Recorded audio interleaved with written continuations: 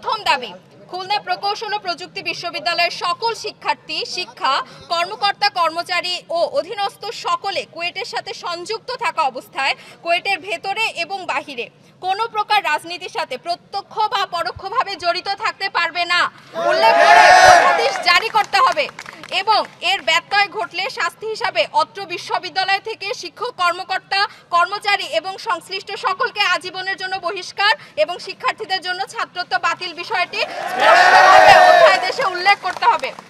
আমাদের দ্বিতীয় দাবি, গতকাল কুয়েট শিক্ষার্থীদের ওপর পরিকল্পিতভাবে যে হামলা হয়েছে তার সাথে জড়িত শিক্ষার্থী এবং এদের প্রশ্রয়দাতা শিক্ষক, কর্মকর্তা, কর্মচারীর বিরুদ্ধে কুয়েট প্রশাসন হতে হত্যার চেষ্টা এবং নাশকতার মামলা করতে হবে এবং জড়িত সকলকে বহিষ্কার ও ছাত্রত্ব বাতিল করতে হবে। জড়িত তালিকা শিক্ষার্থীরা প্রদান করবে।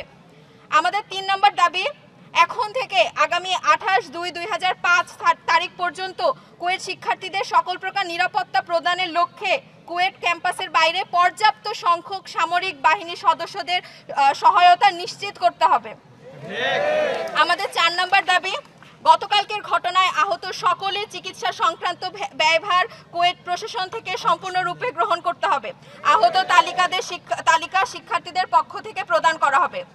আমাদের ৫ নম্বর দাবি, উপরোক্ত সকল দাবি সমূহ পূরণ করে গতকালকের ঘটনায় ব্যর্থতার দায় স্বীকার নিঃস্বার্থ ক্ষমা প্রার্থনার সাথে সাথে ভিসি, প্রভিসি, পরিচালক, ছাত্র কল্যাণকে পদত্যাগ করতে হবে।